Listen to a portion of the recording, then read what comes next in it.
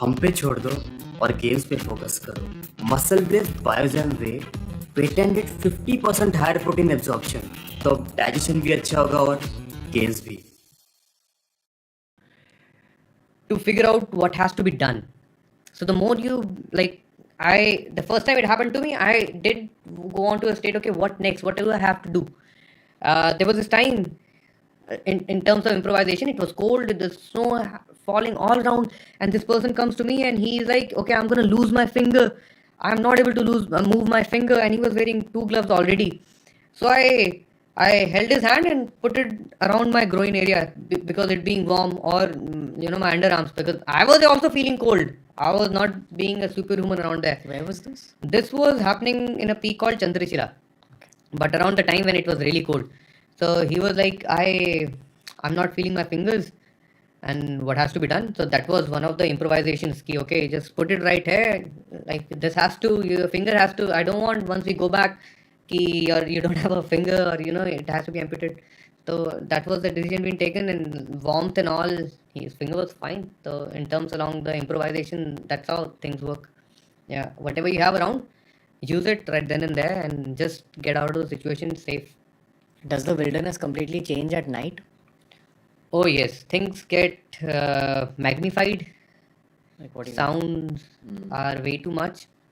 Uh, Cold is something to be dealt with the altitude. And if we are talking about the Himalayan wilderness, it's recommended most of the time that you better stay put. No movement has to be made unless you are the party who is making an evacuation or looking for, you are searching for anything which is lost. Unless you are not trained, it's better you be stay put. Once the sun made his set, be at a place stationary. Don't make movements around. It's because of wild animals? Wild animals will definitely come. Predators will definitely come out in the night. But the trails or the mountains which are trekked quite a lot, they are very shy animals, as I told you before. They will not come out. They can sense us, feel us, see us from a distance, and they will not bother us. But if you are making a movement during the night which they are not expecting, then it might happen. As I was telling you, when the evacuation that we were making, and then there were leopards with cubs all right in front of us. They were shocked. I was shocked. And if they could have attacked me, things would have gone wrong. But I was having this motive, ki, okay, we have to move. And that motive was good enough for them to sense through my eyes, ki, okay, he has a motive and he is going to do something that he has to accomplish. So they just moved out of the way. What are the dangerous wild animals in the Himalayas? Like at night, there's leopards, there's tigers. Yeah, there are leopards, there are snow leopards. Mostly there are leopards, and there are a lot of wild cats. When I say wild cats, it covers most of the things. Not, I haven't seen any tiger in the Himalayan regions. But you've heard of them? I have never heard of them. Okay. We call them Bagh, Bagheera, which will cover the entire wild cats. But I've seen cougar, something sort of a cougar, but not a tiger up in the mountains. Not a tiger. Leopards quite a lot. There are a lot of leopards in different shades. The most dangerous one would be bear. So yeah, bear. It's better shouldn't encounter a bear. It's much more dangerous than a leopard. Yeah. Why? Because bears are aggressive? They are. Okay. Have you encountered one closely ever? Not closely, never closely. I wish not to encounter one anytime. But you've seen a bear injury and all? Yeah. Okay. And bear injuries and bear from a distance. And another mountain, he was in a green patch and he was making his movement, so I could easily figure out that huge animal crossing. Yeah. And I've met people who have had a bear attack them. So yeah. What have they said about it? They were freaked out. They had nothing to say. They was just wishing, because it was in an urban place, Rishikesh, and being in the outskirts of Rishikesh, they were just walking their way back around the times of lockdown when people were not getting out, and the animals were entering. Rishikesh is next to Rajaji National Park. Yes. So maybe the bear came out of Rajaji National Park into main Rishikesh. Not into main Rishikesh, but outskirts of Rishikesh. Oh wow. Yeah, so she was going back home and the bear attacked, and she had a lot of she was carrying her food, so that fell. A noise was being made. People came out, and then the bear just left. The bear attacked her for the food? Maybe. Yeah, wow. They can smell. really good. But is there a human bear conflict? Like, do they actually come into human territory and like, No. not in Himalayas? Yeah, in the Himalayas, they would know. Like at times, I've heard the team that I was leading. So one person went out in pee, and he was telling me, okay, there was a bear who came around that area. So what we do, there's this thing about not making mess of the place that you are camping at. So there are some camping etiquettes. So what we do is like whatever waste that's been organic waste that's been produced, we'll just make a pit and just keep Bury it there, it. bury it. So then later it can turn out to be manure fertilizer. Like it can be there. It would not harm the meadow round. So it came for that, and it was digging it out. And Wow. so he went to pee and he saw it. He pulled his torch towards him, red eyes and all. So he told the guide. The guide later told me, and then it was very important for these people to know. And I have told them every night before going to our respective tents. I'll tell them that you are not getting out alone. That's the thumb rule. You are always taking your buddy along with you. It's mainly because of bears and leopards. Yes, These and two. anything else can happen. Like the toilet tent is not right next to you. As in our houses, it will be at a distance. So you'll have to walk your way, and while you're walking in the dark, you twist your feet, and then you need to have someone. Always, there's always the buddy culture has to be followed. You always need to have a buddy along with you for good efficiency and not things to go out of your hands. It has to be restricted, controlled before it does. Have you, I mean, and I'm asking you this because you've gone into deep parts of the Himalayas. Have you ever seen an animal which you feel hasn't been discovered by science yet? I'm sure it's been discovered. I just haven't looked into it because the way it looks, I don't know what's it called, or I haven't seen it over the internet yet. And I've discussed it with my friends who are into wildlife photography, and they have good albums of all the wildlife species that they've discovered. There was this one time, just imagine a crocodile. Now that crocodile turn it and make it smaller, like half of its size, and now put that crocodile on a tree. Oh, wow. So yeah, that was once when I saw it. Like- I was like, what is it? I don't know. Large enough to harm you, but No, not large enough to harm me. But yes, I was definitely scared. Okay, if it jumps down and then he bites my toe or my hands, then it's gonna be a problem. So I was keeping distance because I have no idea what it is. wow. And you saw this deep in the Himalayas somewhere. Yeah. What else do you see deep in the Himalayas, dude? Most of the time, it's plants, trees, not specifically trees, but these herbs around which you haven't seen before. Some smell which is like very intoxicating. Really? Like a Yeah. perfume? Yeah, Wow. and it's all over. And when you smell it for way too long, you kind of feel dizzy. At times, I felt rejuvenated with all these smells. We were walking in this jungle, and like there's just trees around. Like these bushes are as tall as us. So we were craving our way, piercing through in. Six of us piercing through in, making our way, cut. And as we were cutting these stems, a toxic thing was being released, which was like sticky, very sticky. So it came to our backpacks, and then in those backpacks, the leaves started sticking, and the fumes which were coming out of it, it was very toxic, and it smelled like horrible. And just after that, as soon as we crossed it, we were just wondering, what did this happen? Are we supposed to touch this or not? We touched it anyway because it was already in our hands as we were cutting it through and going piercing it. After that, we entered another territory where this was green and white. Now the one that came later was green and red, which was, oh my god, it was so good, like perfume. It felt so good. I was like, I need to contain this and take it home. It was really relaxing. Yeah. So yeah, What did we it first smell cleaned like? it. Like, can you describe the smell? It was a little bit of lavender Okay. mixed with rose, but times 50. Got it. Very intense. Very intense. Yeah, very strong. Yeah, and being in the middle of it. Yeah. Have you met any yogis in deep Himalayas? Most of the time it's yes, I have.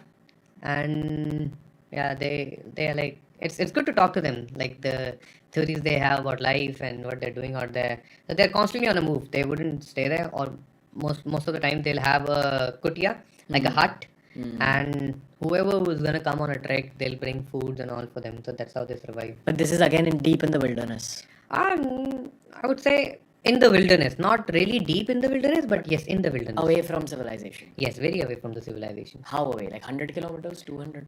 From the civilization, 50 kilometers away from the civilization, which will take you around 3 days to get there. Because 50 kilometers in the Himalayas is you trekking up. Yes. Wow. Up and down, going round and round.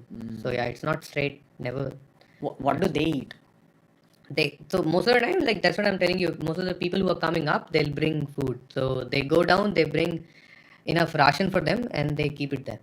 Got it. Like dal chawal or... Yes. Okay. Dal chawal. And like, what are the conversations with them like? Like, who are these people? Because They- you also hear of these immortal rishis who live in the Himalayas. You know, they've learned how to sustain themselves on sunlight. Have you heard these stories? Yes. Like, I read a lot about these stories. We'll come to that, but about these guys, They won't talk. who? These people. The immortal ones? Yeah. No. The one that I'm talking about, Okay. he wouldn't talk. There was this other one that I met. He was living in a barren tin shade, like he made a hut for himself, and he had a lot of books, and he was constantly talking about educating the youth and questioning why environmental science is not as important as mathematics and physics and science, other sciences. So yeah, that was his thing. And Was he speaking English or Hindi? He was speaking English. Oh, wow. Yes. That means he's probably grown up in a city, maybe town Yes. at least. Yes. He Indian? definitely had. Huh? Indian? Yes, Indian.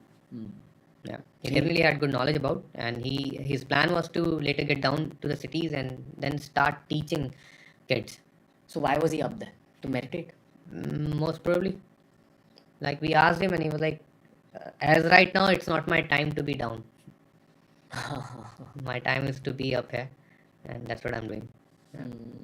That's what people don't understand, you know, when you go into very, very deep places of meditation, which takes you years. It's taken me like 5 years to go even a little deeper than the average person. I'm not far at all. I'm probably, if there are 10 levels, most regular meditators are at level 10. I'm at level 9.5. I'm not even at level 9. You know, you want to get to level 1 of like meditation. But even at this level 9.5, in some deep meditations, I feel like I'm accessing some external knowledge, which I then use in videos, I use in podcasts. Maybe something sitting in my head that comes out in a podcast, comes out when I'm writing. I'm like, where the did that come from? But when I have spoken to people who know yogis who've gone up there, a lot of them are at these early stages, 9, 8, 7. The ones who are at even higher stages, 5, 4, 3, they are even deeper in the Himalayas. Probably at such deep places that you may not be able to find them. And the ones even higher than that are maybe those immortal Yeah. legends that we hear of. Yeah. You can't deny, you know, stories like that. Yeah. Like, I mean, lots of people limit their own minds and their own imagination and their own possibilities because science has improved it. Yeah. But science has a long way to go. Mm. I actually, I mean, know that you're someone who believes in the same concept that science does have a long way to go yet. Yeah. Without denying science, we're scientific guys, Mm. but there's so much left to discover. Yes, very much. In Himalayas, way too much. Like, do you have any experiences like that? Okay, so this was happening around the time of monsoons. We climbed a pass, and now we were supposed to descend down. We were supposed to go down to a place called Shila Samundar, which in English means an ocean of rocks. So all you see is rocks. So we are around 15,800 feet and all. We are coming down. We have to go down and then climb again. And around that time, like as I told you, you can see very far away once you are at a high altitude. Once you are at that place, the pinnacle of the areas around, you can see at a very far place. Now from that place, I saw 5 circles down in a ground which is huge. And imagine a tent there would feel like a dot. And now there are 5 circles made. There's a 6th circle where it looks like it's been made in a way which is made by humans. The way it was being made, as we could see from that distance. Now, if I would have gone down the entire way up to that point, it would be like a stadium. That huge it'd be. Wow. So I was in my head, I was having this thing. Okay, maybe a spaceship landed out there. I was telling my friends, okay, maybe this has happened, and we were having our own theories. Maybe it was because of the glaciers, how glaciers were receding. Glacier came, and then glaciers started to settle down in a way.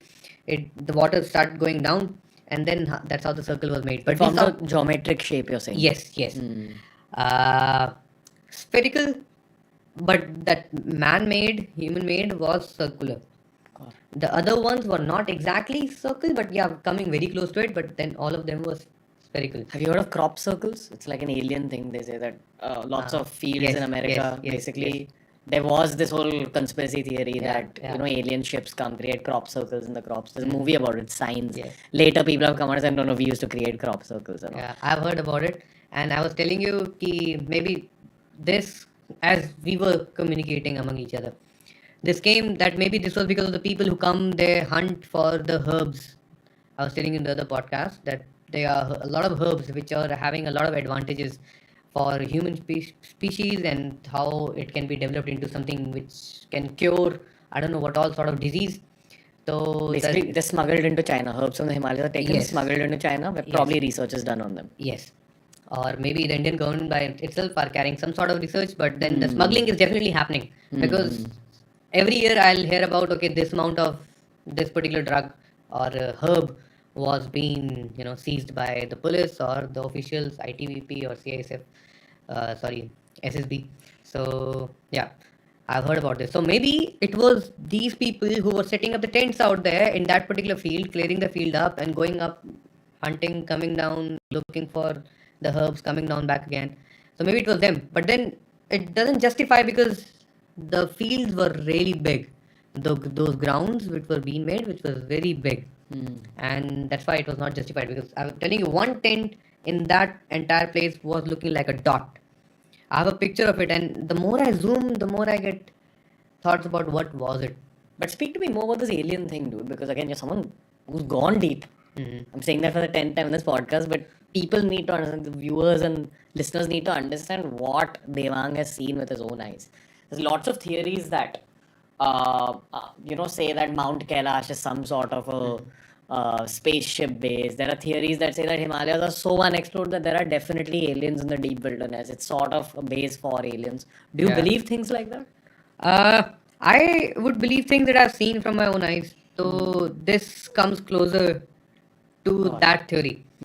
But living with the Javans in the Tibetan section. So as I told you, like this is a landmass, which is the roof of the world known as Tibet.